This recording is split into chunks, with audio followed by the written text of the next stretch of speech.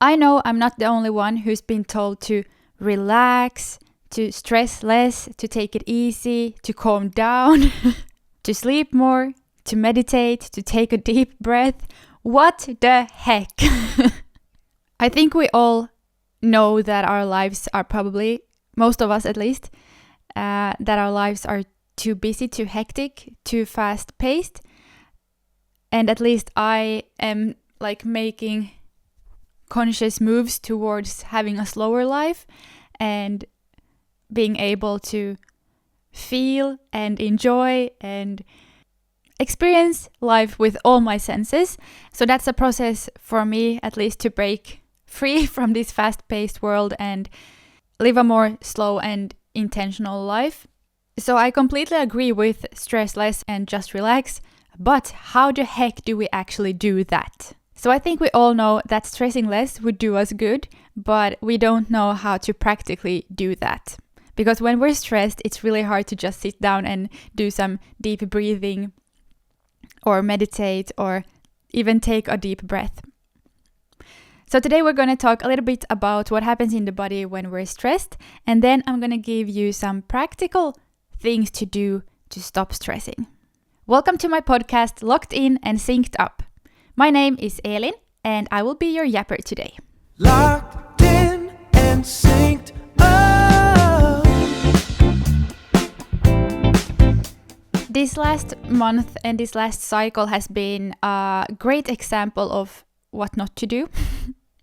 From my part, it has been very stressful, and we often talk about stress like something that's just in our mind, but it's actually chemistry. I haven't slept very well, I haven't eaten as I would have liked to, and I haven't moved as much, and I have forgotten to drink water. And it's been really obvious for me, or it has reminded me how important it is to take care of the basics, how hormonal imbalances in one part of the cycle directly affect the other hormones, and why I started cycle syncing in the first place.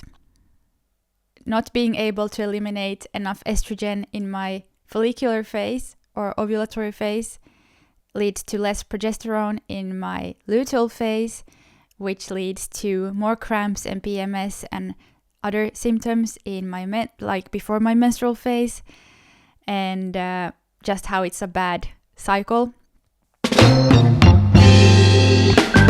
So two of your stress hormones are adrenaline and cortisol, and they are not the same thing. Adrenaline is released in seconds. It's when an emergency happens, like the roof is falling down. Okay, that's a bad example. But okay, let's say the roof is falling down. You jump out of the way and pick your kid up and move furniture without even thinking. It's when heart rate increases, your pupils dilate, you breathe faster and blood is like flooded to your muscles, so you get super strong and you're kind of capable of doing anything in seconds. Adrenaline makes your body act now. But if danger doesn't pass, then your body releases cortisol, which help maintain your blood pressure. It affects your immune system short term. So, if you've been under stress for a really long time and you haven't gotten sick, but then when you start resting, you get sick. And that's because you've had so much cortisol pumping out in your body. So you kind of gotten through that stressful period or danger as your body interprets it as. So it can dampen inflammation short term. It changes your metabolism to make sure you have enough energy, and it tells your body to release more glucose out in your bloodstream. And prolonged stress means that your body keeps releasing cortisol, which keeps releasing glucose in your bloodstream, which then releases insulin to take care of that excess glucose. And this is one of the reasons why you maybe aren't able to lose fat, or you feel puffy or constantly hungry, because if you're constantly on this blood sugar roller coaster, then you crave quick energy, and then you eat something that spikes your blood sugar again, and then you need a pick-me-up, so then you take a coffee or some candy or sweets or whatever. I think we all know this, but chronic stress, poor sleep, and this blood sugar roller coaster is a perfect storm to feel like crap. The problem isn't cortisol. The problem is living in a way that your body doesn't get the message that the danger has passed. In the second half of your cycle, your body produces progesterone. It's like a slow down hormone, rest hormone. And it's really important, of course, if you want to get pregnant, because it's to keep the pregnancy safe. So you start maybe feeling more calm, you focus inwards, you don't want to do anything extreme, not maybe try new things, you want to feel safe. But it's also very important for us women who are not trying to get pregnant yet. It supports a regular menstrual cycle, it supports a more comfortable luteal phase, it affects anxiety levels, it makes us feel calmer, and it gives us better sleep. And we want both our progesterone and our estrogen, and of course all the other hormones, to be in balance with each other so that we can have a regular, functional, healthy hormonal cycle. So why does cortisol have anything to do with progesterone? They are kind of built from the same building blocks, quote unquote. If your body doesn't feel safe, if it feels stressed or in danger for any reason, like undereating, undersleeping, overtraining, or just chronically stressed, then your body doesn't interpret the surroundings or your physical state to be a safe place for a baby or for a pregnancy, which means that it prioritizes cortisol over progesterone, which then means that your body isn't producing as much progesterone as you would need for a healthy menstrual cycle. Okay, this is getting technical, but long story short, you and I, we want to feel good and have that energy to live that life that we are dreaming of and building, and all the different hormones affect all the other hormones, and that's why stress less is a great idea but a bad advice. But thankfully I have some better advice, because you might have heard of oxytocin. It usually is associated to like birth and stuff, but you and me have oxytocin too, and it's very important. For me, when I'm stressed, it's really hard to just stop stressing, as we talked about earlier. It's much easier to do something to make myself relaxed than to just quit doing anything. So that's why I have 10 practical things that you can do to release oxytocin, which... I have a great analogy. You know those showers where either the water can come out from this normal tap or it can come out from this overhead shower thing? So when you turn the handle one way, it comes out from this normal tap, and if you turn it the other way, it comes out from the shower head. It's the same with cortisol and oxytocin, to make it like simple. So when you turn it one way, you're kind of turning off the other, and that's why it's much easier to do something concrete to actually release oxytocin instead of just stop releasing cortisol. Oxytocin is your safety hormone, and that's why it's really important when giving birth. I haven't done it, so I wouldn't know. I've heard someone say that your nervous system doesn't understand English, and that is so true. Your nervous system doesn't understand words, it understands signals, and that's why giving your body safety signals, especially in your luteal phase, is extremely important to be able to relax and support the production of progesterone. So here are my 10 practical tips on how to open the oxytocin tap. You probably have some great ideas yourself, and I would love to hear them. These are just what works for me and the things that I've discovered. Number 1, long hugs. 20 to 30 seconds at least to give the actual effect. You can also hug yourself. It's not as effective, but it works. Just touch your arms and put gentle pressure. But if you have a friend or a partner, you can just Ask them to lay down next to you or to stand and give you a long and great hug with some gentle pressure. Number 2, candle showers.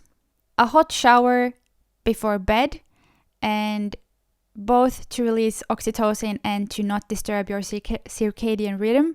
I dim the lights and put on some candles. LED candles are fine, even though living candles are better. But the most important is to not have any overhead lights that mimic the sun or day. You want it to be calm and cozy, evening feel, and then take a hot shower and just feel the stress melt away. Number 3, a hot bath, preferably with Epsom salt and also with dimmed lights. Epsom salt contains a lot of magnesium, and magnesium is great for relaxing your muscles. And if you're bathing in Epsom salt, then the magnesium is absorbed through your skin, which is really effective. I do it whenever I have the chance, like if I'm at someone's house or at a hotel. I actually don't have a bath myself yet, but we are renovating our dream home and it's one of the first things on my renovation list. So a bathtub is one of my top priorities. Number 4, a heating pad. In my luteal phase, at least, I love going to sleep with a heating pad kind of anywhere on my body, wherever feels good, on my stomach, on my chest, on my feet, if they are cold, between my legs, anywhere, and it makes me relax, and it also makes me fall asleep faster because I can kind of focus on the sensation. So if I have it like on my chest, I can focus on my chest, and it just makes my mind a bit calmer. Number 5, a massage. Either give yourself a face massage or a foot massage, or have your partner or a friend give you a back rub, or then just book a professional massage. I don't do it that often, like going to a professional, but when I book a professional massage, I always book it in my luteal phase.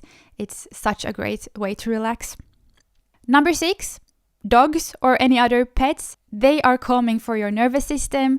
They release oxytocin, so just lay on the ground and have some dog cuddles or kitten cuddles or whatever. Even just watching your dog sleep or going for a walk without headphones and without distractions is a great way to release oxytocin. Number 7, talking about slow walks. Going for a walk in the nature without headphones and without other distractions, just listening to the surroundings, to the birds, to the trees, is a great way to release oxytocin.